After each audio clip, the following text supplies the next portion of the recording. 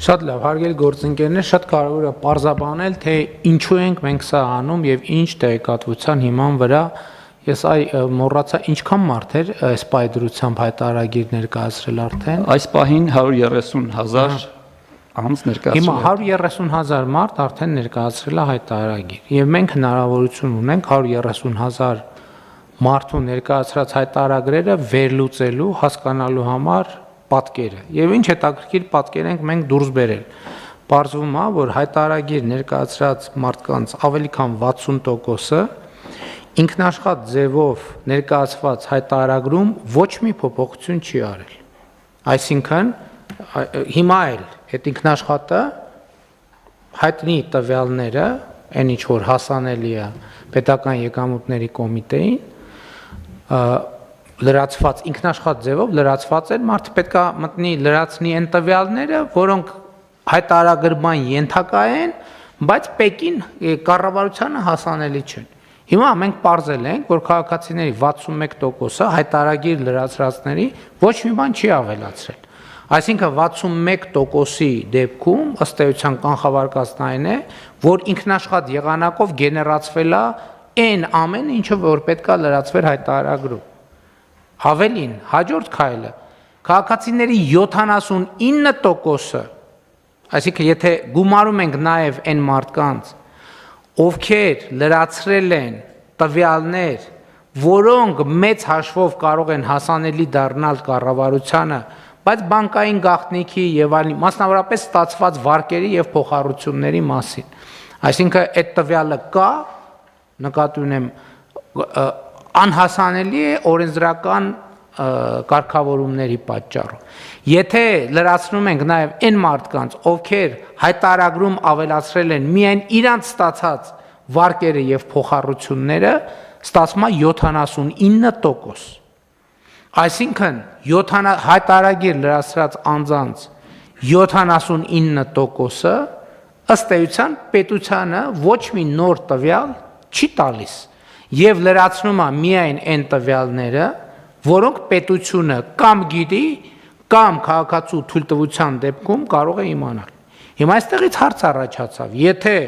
այսպիսին է վիճակագրությունը, ինչի ենք մենք մարդկանց 79%-ին ասում, որ դուք մտեք հայտարարագիրը լրացրեք այն դեպքում, երբ որ ինքնաշխատ ձևով այդ հայտարարագիրը լրացված է։ Մենք եկանք այսպիսի լուծման, որ եթե 79%-ը այս իրադրությունն է, այսինքն մենք 21%-ի դեպքում ունենք այստեղից շեղվող ինչ-որ մի իրականություն, ուրեմն եկեք ինքնաշխատ լրացնենք հայտարարագիրը, այն 61%-ի դեպքում առանց որևէ լրացուցիչ գործառույթի, բայց ասենք, եթե դուք ունեք սոցիալական կրեդիտ, դուք պետք է մտնեք եւ էլեկտրոնային ստորագրությամբ հաստատեք այդ հայտարարագիրը։ Երկրորդ խմբի դեպքում, ովքեր ունեն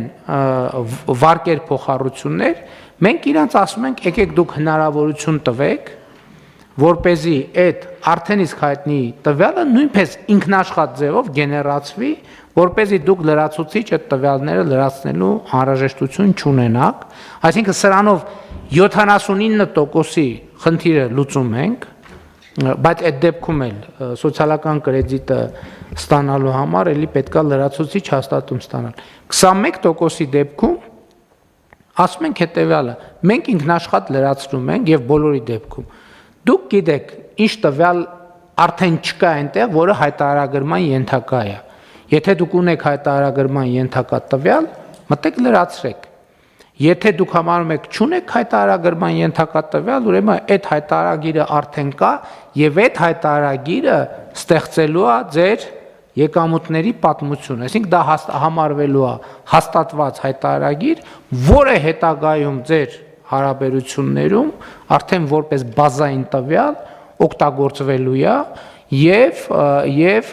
չի լինելու լեգիտիմություն, որ ես գիտեք ինչ հայտարարագիրը չեմ լրացրել եւ ես պատահական փողոցից գտել էի $4 միլիոն եւ մոռացել էի $4 միլիոն հայտարարագրել։ Ես կարծում եմ, որ այսինքն այս որոշումը կայացվել է 130,000 մարդկանց լրացրած հայտարարագրերի տվյալների վերլուծության արդյունքում եւ կարծում եմ, որ շատ տրամաբանական հաջորդ քայլն է, բայց ելի է շատ կարևոր է արձանագրել սրանով մենք քաղաքացուն չենք ազատում հայտարարագիր լրացնելու պարտավորությունից, որովհետև օրինակ եթե քաղաքացին ունի հարկման ենթակա եկամուտներ, ինքը չհայտարարագրեց, միտեղ դա դուրս է գալու, հետո հետահայաց, այդ ամբողջ հարկային պատմությունը գեներացվելու է եւ արդեն այս վարչական պատասխանատվությունը հանում ենք, բայց որովհետև անմեղության կանխավարկածով ենք նաև ինչ որտեղ առաջնորդում, բայց եթե որևէ X պահի ի հայտ եկավ, որ մարդը պետք է տվյալ լրացնել եւ չի լրացրել, այդ դեպքում արդեն հարաբերությունների կարգավորման բոլորովին ուրիշ տրամաբանություն է գործելու արդեն մեր ունեցած օրենսդրության համաձայն։ Մեր օրենսդրությունը իհարկե ասում է, որ այն պահին, երբ որ քաղաքացին այդ պարտավորությունները կկատարվի, հարցերը համարվում են լուծված, բայց ընդհանուր պատկերը սա է։ Համեցեք Տիկին Գալյան։